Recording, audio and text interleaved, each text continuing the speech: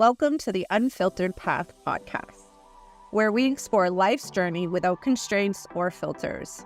In a world saturated with highlight reels, we dive deep into the true essence of individual experience, offering listeners an uncensored glimpse into the triumphs, struggles, and transformative moments that define us.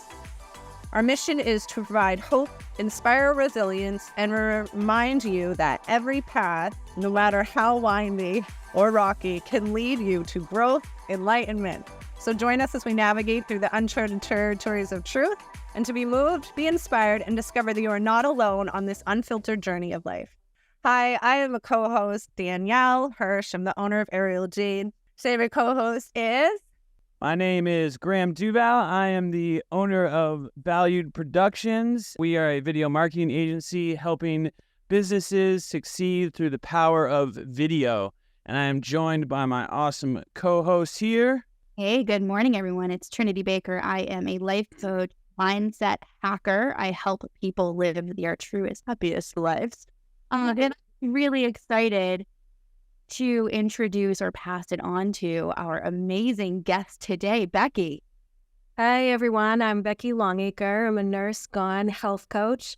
I help high performers lose weight and heal pain in their body through a mind, body, soul philosophy and through an approach that's easy to understand with self-care, basic self-care. Freaking love it. Yeah, that's so cool. Health and mind and body and all of that is what I also live in. And I think that there's so much of a space for amazing, incredible people like Becky who understand that our typical norms that we're taught, this yo-yo diet, this starve yourself, this, work out 300 days a week. It doesn't work. And we got to stop doing what doesn't work and stop torturing ourselves. So I am so incredibly honored to have Becky here with us today. Becky, we're also both former nurses, which is just adds my love for you. And I'm so happy that we're connected. Most definitely. Yeah, super excited to have you. So I want to shift it a little bit. Before the podcast, we were talking about some awesome conversations and we've talked about a little bit about on this podcast before about who you surround yourself with. And I am curious because Danielle had mentioned something, and then Trinity said that there was a big revelation of something that she wanted to reflect on. And I kind of stopped her and was like, let's talk about it on the podcast. And so I am curious, Trinity, what was it that you were coming up with? I think we've got to preface this with Danielle's comment, and I can totally relay that, but I think, Danielle, it's so much more powerful coming from you. Tell us a little bit about your move from Lewiston and what that meant for you. So I feel I've been talented in a certain degree since I was a child, right? And we always put the children in all the opportunities to excel, and that's just always what I did. And so sometimes when you shine bright as an individual, some people don't want you to know that you shine bright.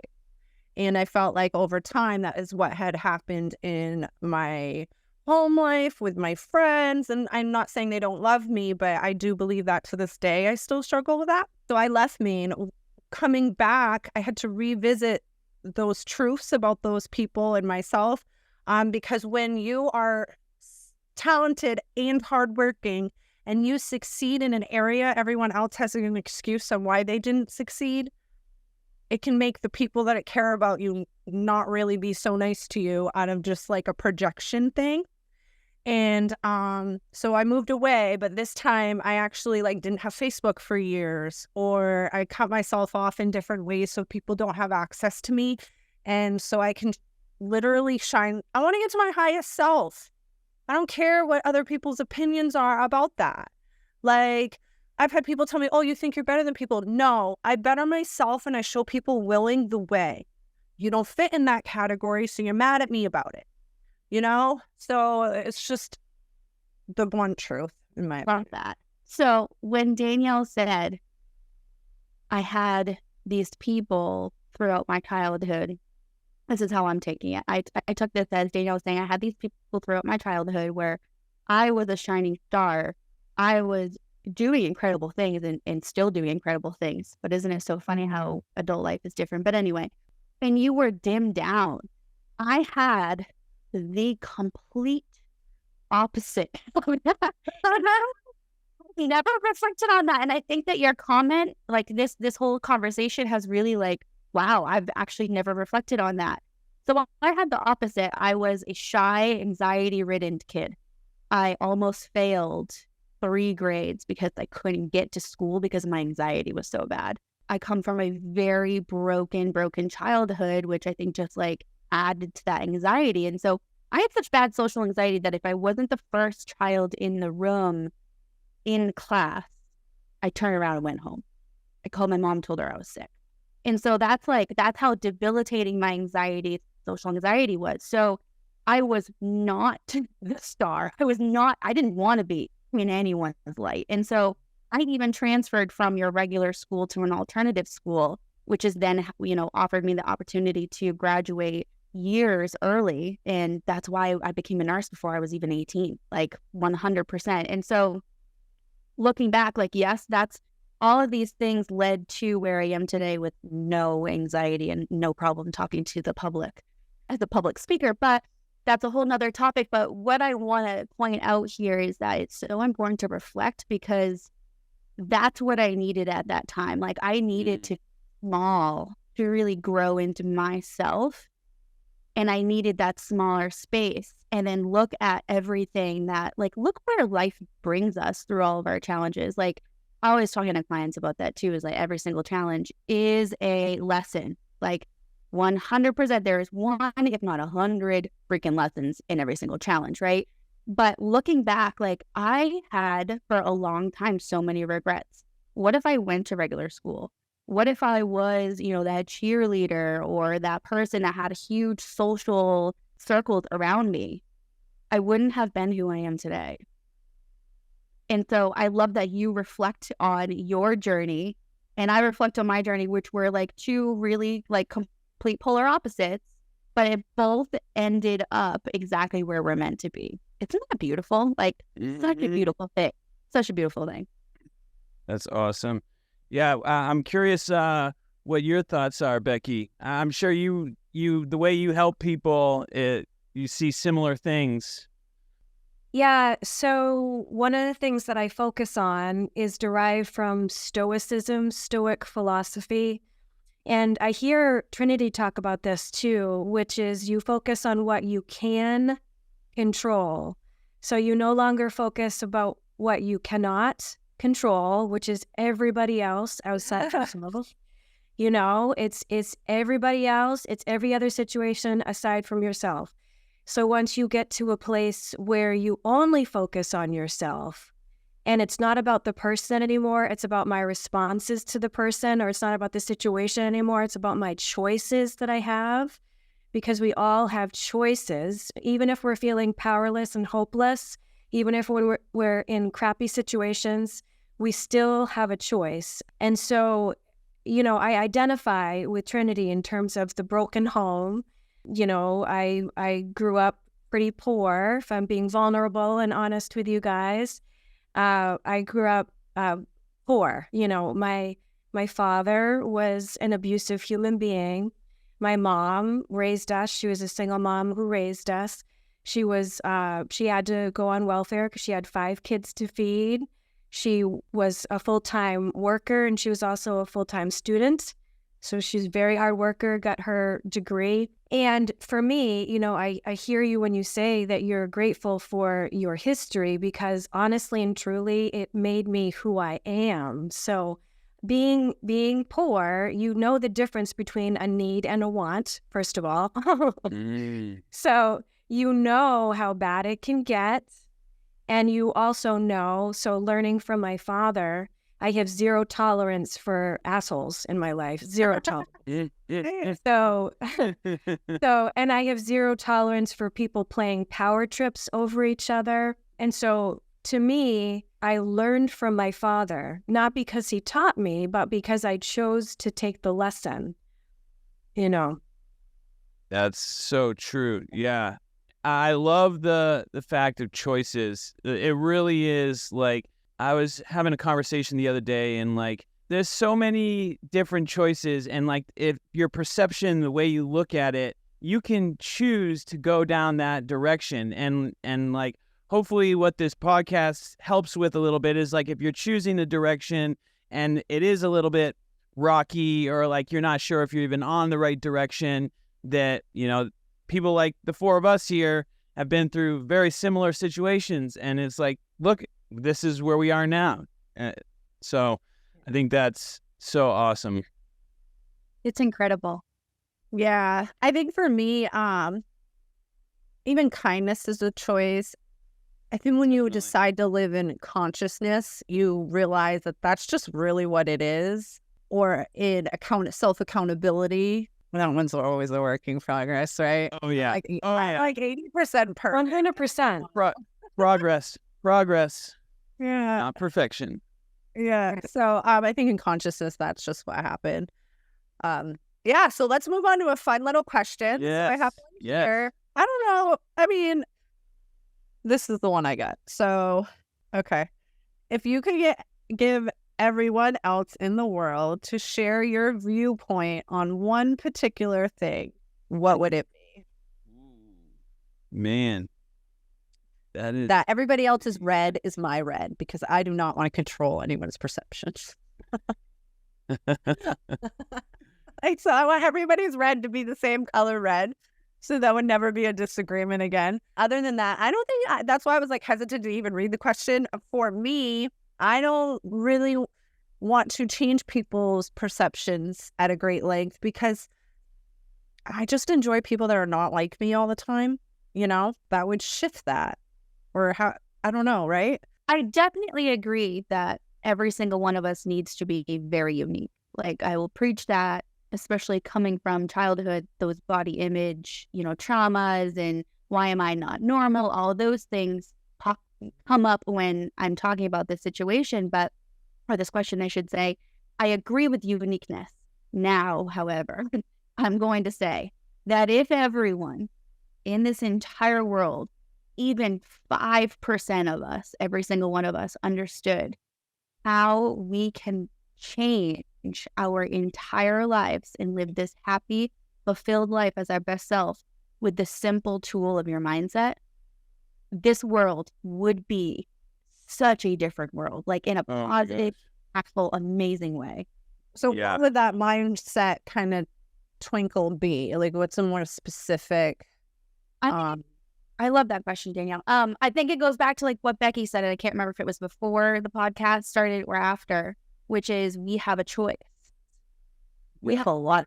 Okay, so one, for example, what are you focusing on? So if you ask that question, what am I focusing on?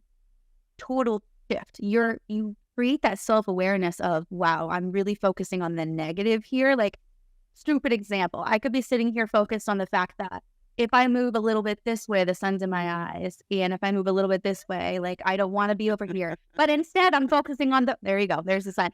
Instead, I'm focusing on the fact that, wow, God has blessed me to be here on this podcast that 3 months ago was just created. And look how many amazing guests like Becky that we've had on, and all of the amazing feedback that we're getting in just a couple of episodes. And then we're already on season 2 of it. And so, like, that's the awareness of what you're focusing on. It shifts the quality of your life significantly. So I want to make a point here. Notice I didn't change anything. I didn't change my room. I didn't change my chair. I didn't change my window. I didn't change anything. I might have shifted my body a little bit, but I could take the sun in my eyes. And so I think that that's the most important thing, is realizing what makes you unhappy is most likely what you're focusing on versus what is actually happening. That would be your collective shift, is a more positive approach to things. Yeah. I mean, I focus. I don't know. I met some gang members and some real dark people, and their idea of positive things are very different than ours. That is very true. true. That their mindset is in alignment with what the with what. I'm just saying, we might want to tweak this intention a little bit. You think about it this way. we're not here to make each other happy. We're here to make our own happiness. So if the gang member wants to focus on what makes that gang member happy, it's certainly not going to make us happy. Not saying it's right, but The collective, no. right? Yeah, But, that's like, such. what makes them happy. And so that's where your uniqueness still comes in. That's such a, like, my brain just went like kind of off on that, because it's like, what if that thing that gang member or like a terrorist or something, the thing that makes them happy and the shift that they're focused on is something that as a world as a whole may not be the best thing, but to them it does. So like, is that still in line with that positive mindset of like, you know, what you're thinking? You know, well, that's what I'm saying. But then it's still like, yeah, that's control anything. Like, that's wouldn't wild. control everything. Because, I don't know. This was the original analogy. I don't know why I went with that one, because that was just organic. But, and it's really like, I don't even know if I want to say it now. Oh, yeah. Unfiltered path. That's right. Yep. So it was like, you think Donald Trump doesn't love money? So you love chocolate. You love flying in the air. That motherfucker loves money. So he has it. So, you know what I mean? So it's kind of like, so I don't think we could change the world with a positive mindset. I agree. Because I think the world, which Yeah. I think like statistically, if you like divide the world into this big box, like those terrorists and bad people are going to do what they're doing anyway. So if it's 10% and the other 90% of the world is stepping into like their true self, making impacts in the world, you know, doing more positive things, you're gonna, I think, I'm not a statistic like the big educational major here, okay? But I think that the median there would still shift in the right direction. Most definitely. I totally agree. I just, at that, I do not. Yeah. I think it would. I just, at the time when you were saying it, I'm like, man, you could have these people who to them have these horrible things and they're living in their like positive mindset, being like, yeah, you know, this is positive, like, you know, and like, what would that do? Yeah. Well, I'm Becky, in Orlando and New York, and I've seen lifestyles. I'm like, the glitter is the gutter to me, because the closer I got to what I thought was success, like the more I realized that it was the same monsters, nicer outfits as the New York experience, where I was around really like crazy stuff. So I've had both experiences, and so I'm a little hard to be passive on that. Like, I've seen some stuff. Yeah. And yeah, people's positive mindsets are like Different. torture to someone else. Yeah, totally. Oh, 100%. Like my husband would agree with that. If I made him journal as much as I journal, he would think it's legit torture to him. Okay, I'm sure of that. I did from a nurse, mom, with all of the history that you just shared with us today, Becky. What is your perspective on like one thing you would want to share with the world? I think to be mindful, to just pay attention, because that to me is the root cause of a lot of unhappiness. It's also the root cause of mistakes. It's the root cause of arguments. It's the root cause of lots of stuff. So people just, you know, slowing down and really just being present in the moment will help them, you know, like thoughts bubbling up in terms of what do they really want? What does happiness really mean to them? What is this person really trying to say to me? You know, mindfulness, I think, would solve a lot of troubles. Yes, I totally agree. It's interesting that like all of our answers are very similar, because mine is kind of along the lines of like the definition of what love is like, that would be my thing to people, because like love being this energy of like unconditional acceptance of the world, you know what I mean? And I think that going along with what you said, Becky, of mindfulness, what you said, Trinity and Danielle, it would be I just said the color red. I knew better to answer that. That's why I was like, I don't know. Oh my God. Well, all our reds would be the same. All our reds would be the same. Love would be, It's the most argued color interesting. perception. So that would be my thing. More people don't see color red than any other color. Wow. Would be gray because I've painted my house, like my kitchen and living room, gray ones, and like there's so many different shades of gray. You've got like your purple gray and your blue gray and your green gray, and you don't realize it until you're like, I just want a freaking gray. Like I don't want gray and something else, but I love that. I did not know that, Danielle. I didn't know that either. Did not know that. I think that everyone's perception of love is different, 100%. Like I think that if you dive deep into, marital issues and all of those things, then you would find that the root cause of that is everyone's definition of love and those desires that come along with it is different. And self-love is different. That's where it's rooted in. And the whole, like, it's an energy, you know what I mean? Like unconditional acceptance of, what is. And that, like, when you have that energy, like, that's that love that you put out into the world, that you can have relationships with people, that you can have the relationship with yourself. And when that happens, you get that mindset shift like you're talking about, Trinity, and then can have that mindfulness that you focus on, Becky, and like your world just changes. And when your world changes, everything else changes, It's such a cool concept. Yeah, and then you attract different things to your life. Exactly. Yeah, so you guys know about vibration, I'm sure.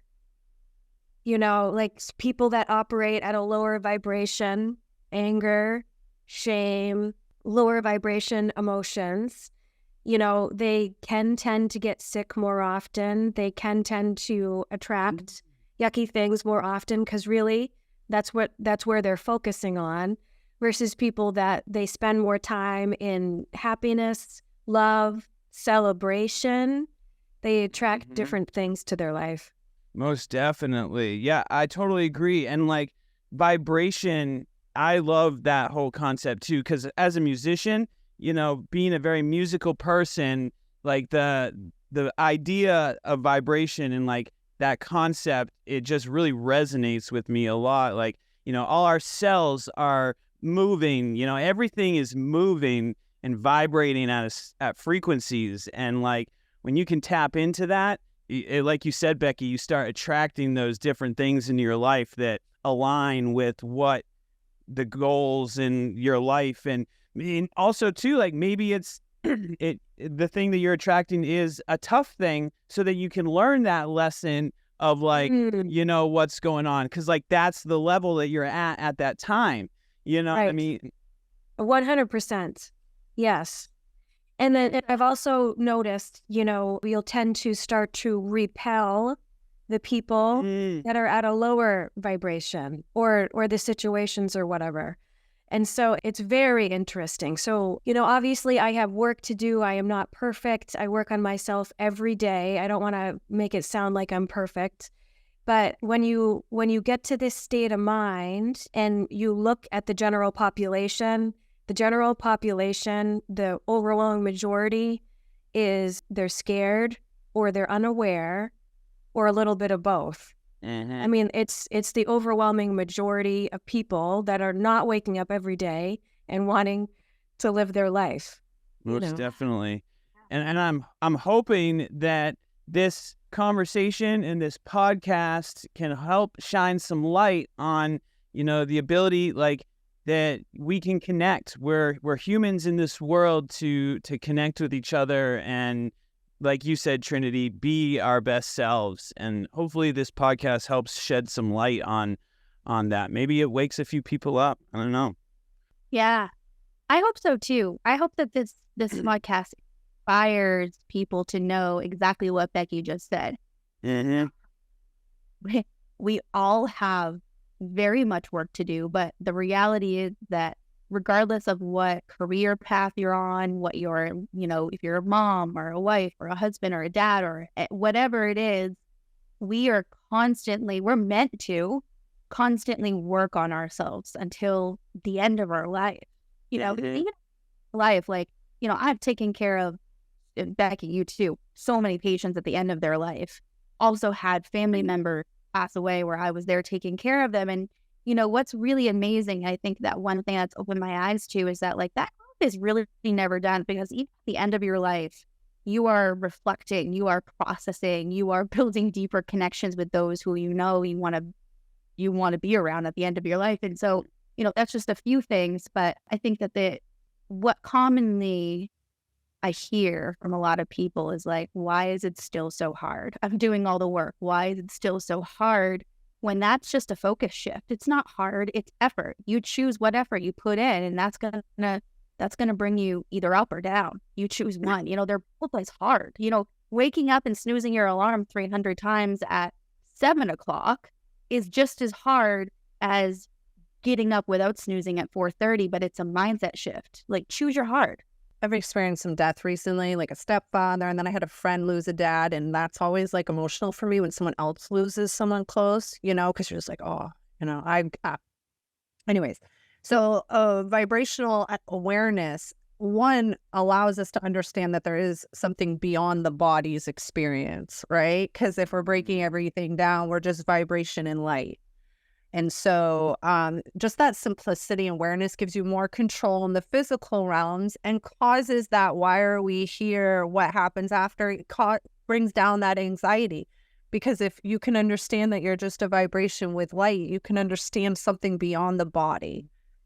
I also believe that awareness helps with athleticism, or, the extreme, which is a monk that can experience colds and things that the average body can't because of a certain mindset, and understand a vibrational awareness that they're literally going on a different level. So I just want to kind of like do boom on that. That's one of the things that makes me feel so wise. I think that's great. When you were just about to talk about that, I was actually thinking, like, the whole vibration thing with athletes, or like you said, a monk, that is how they do that, because they can tap into and realize that, like, the body is just a physical thing. And when you have the connection to the higher level vibration, you can get to do whatever. I had 2 children with no like aid, right? So natural, maybe a little, I think Giselle, I took something, but it wasn't really like anyways, no. Natural childbirth. And now I hang from my ankles and the back of my neck. It's some really extreme stuff. And I just giggle because it's not that pain. And somehow that like awareness allows me to vibrate at a level where I can perform more, because I've experienced that other extreme. Do you know that some entrepreneurs will intentionally start their year and like do something like uncomfortable? Because they said that there has to be uncomfortable moments for in a year or whatever projected time you have for a manifestation to come. So you might as well just do something uncomfortable, intentional, because you have to in order for it to happen. Eleanor Roosevelt. Is that what we're Right. Eleanor Roosevelt, do something that scares you every day. Every day. I was going to say, honestly, I have a goal, and I could pull up my little list daily, is do something uncomfortable is a checkbox. And if it's 8 o'clock and it's not checked, I'm finding something. And Graham, you're going to love this, because this is right up your alley as far as what you literally do every day. Is most days it's making a reel and posting it on social media with all of what Graham's taught me. But the message is, I am very confident in what I do because I've seen the impact. And so I'm not afraid to talk about it. But it's still that part of me from school where I was like, not that shining star, like total opposite, right? That says, who's going to see this, right? Like, my goal is for people to see it, but in my mind, it's still scary. And so I think because I've done that, like, I've definitely progressed. It's really not like too scary. It's the topic that's scary. I could talk general all day long, but to really get down to the nitty gritty about like people's habits and calling people out on them in the most loving way in the world, but publicly is scary. So I love that, Danielle, every day. Every day, something you're uncomfortable with. And I don't have to do it every day. That's smart. Yeah. Like say you have a goal as XYZ, the uncomfortable part is this. And I have a way of kind of like navigating what that would be. But to do it intentional every day could maybe actually really help me. That's why I fast though. Yeah. That's uncomfortable. Yeah. Uncomfortable. Day 2 is rough. I love it. Yeah, I think this is a good question that I'm really personally curious about. So I'm hoping that our listeners would be curious about, coming from all these different perspectives, is like when we say do something uncomfortable, thinking back to like the last week or the last day or last year, what is something that stands out to you that you did that was super freaking uncomfortable, but looking back on it, you're like, wow, if I didn't do that, I wouldn't have gotten X, Y, Z. Yeah, that's Facebook Live. So I've made a commitment to my business to do a live workshop on Facebook once per week. And when you're operating in a platform where you cannot edit your mistakes, that is scary. It is very scary. And then also, you get people that like sort of like crash the live, and you get people that they don't have the best intentions and things like that. And so it's a practice on staying focused on the topic. But for me, that's a commitment that I'm making for 2024. Continuously pushing yourself outside your comfort zone. Like people ask me like how I went from social anxiety to being able to talk to crowds as a public speaker.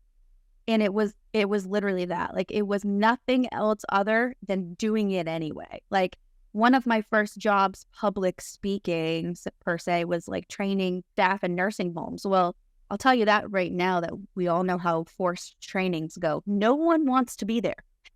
So like that was really uncomfortable, but I did it for 6 years, and thank God I did. So that I think would probably be mine.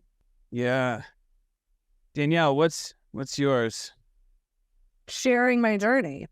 Sharing when I'm trying a move and I can't do it, or when I was just learning how to paint. When I was in Florida, I don't have a lot to show because I was so insecure that I didn't record myself. I didn't have a lot of media at the time. And so this time around, I've been incredibly transparent. It's left room for some people to be not so kind. People want it presented to you as a complete package, perfect and done. No matter what they say, that's what they want. And so to be vulnerable in that way consistently is mine. But one day I was like, God, I feel like not that great posting all the time. But then on the flip side of that, it's a requirement for what I'm doing. It's also something I'm not that comfortable with because I have years of experience where I just didn't do that.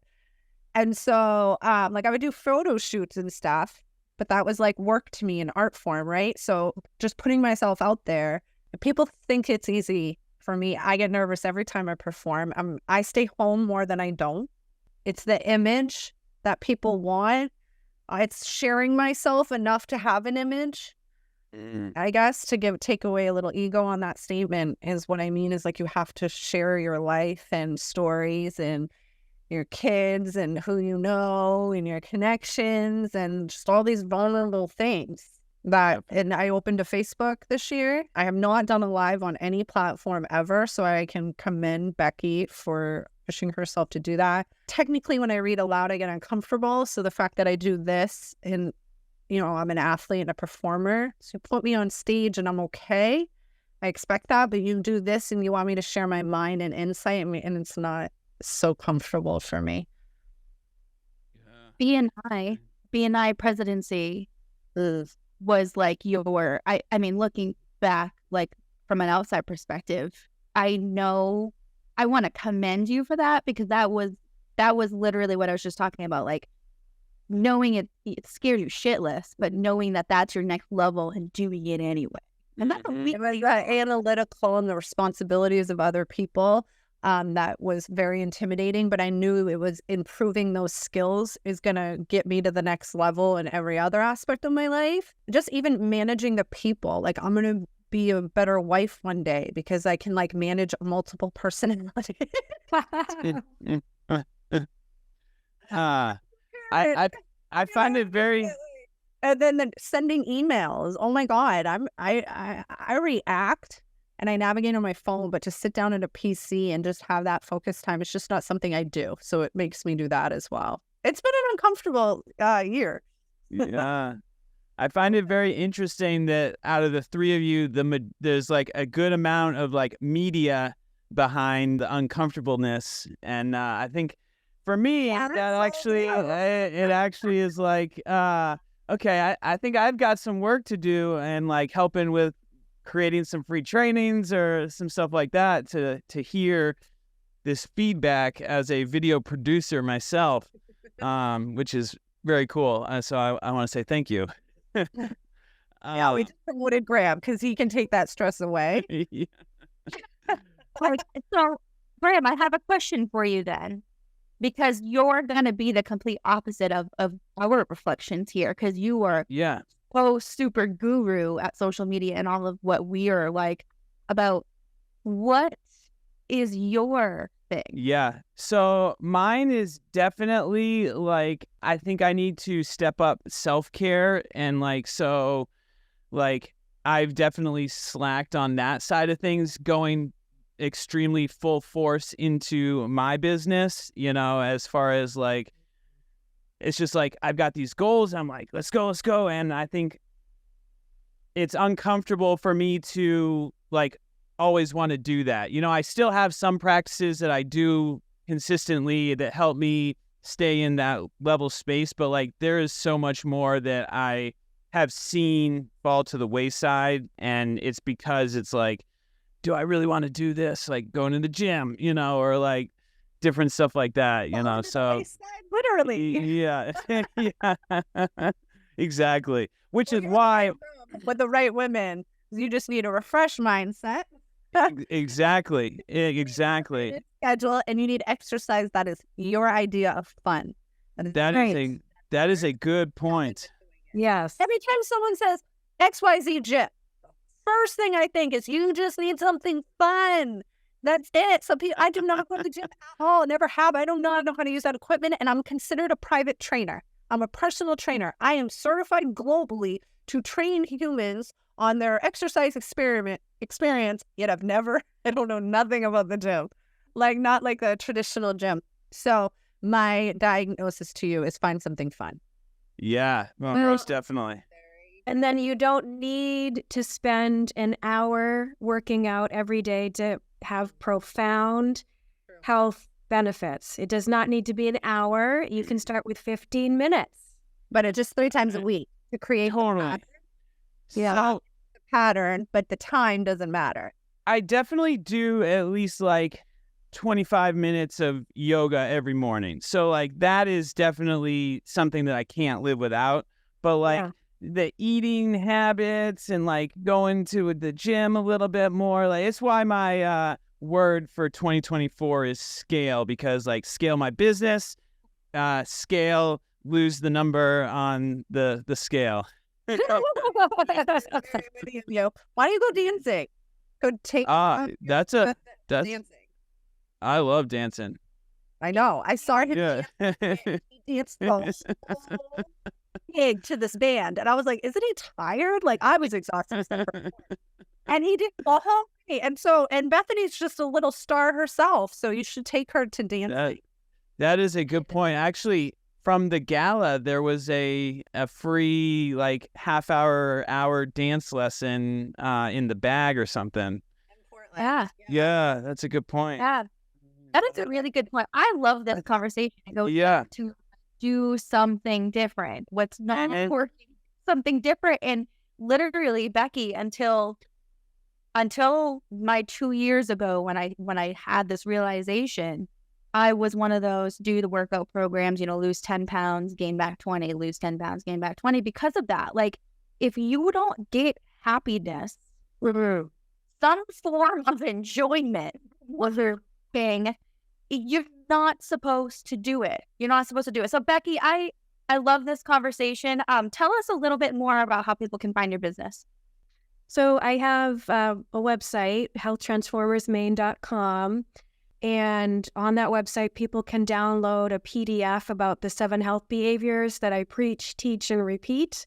It's all about self-care and how you can profoundly impact your health through self-care. And then I have a Facebook group or a Facebook page, Health Transformers Maine.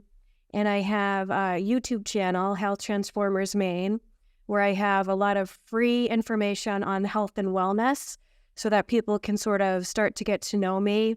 They can start to see how I do business, see what I have to offer before I become their exclusive one-on-one health coach. That's awesome. Love it. I appreciate you on joining us today on the Unfiltered Path podcast. Make sure everybody you go subscribe where all podcasts can be found. We're on social media, so make sure you stay tuned for all the episodes. My name is Graham, owner of Valüd Productions. You can find me online at www.valudproductions.com or at Valüd Productions on social media. Also here with me is our awesome co-host.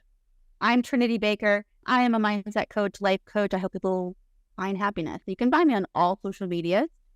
Despite it being uncomfortable, I am on every single social media. The trinitybaker.com, and that's where you can find me on social media too. Danielle. I am Danielle Hirsh. I am an aerialist. I'm also a painter and a comedian. But I specialize in being an aerialist. I love my homeschooling students, so you see mostly myself reflecting on my students. You could find me on most media. I am active on Facebook and Instagram if you want to have a more personal touch with me. And that's Ariel Jade, AerialJade.com. Thank you. Awesome. And Becky, if you would like to say goodbye to our listeners today, that would be great. Well, thank you for listening. I hope you got some benefit out of this podcast. And the goal is for people to improve, progress, not perfection, as I've heard. Just, improve a little bit every day and try to let go of the fear. Awesome. Awesome. Well, make sure you join us for next week on the Unfiltered Path podcast, where all podcasts can be found. We'll see you later.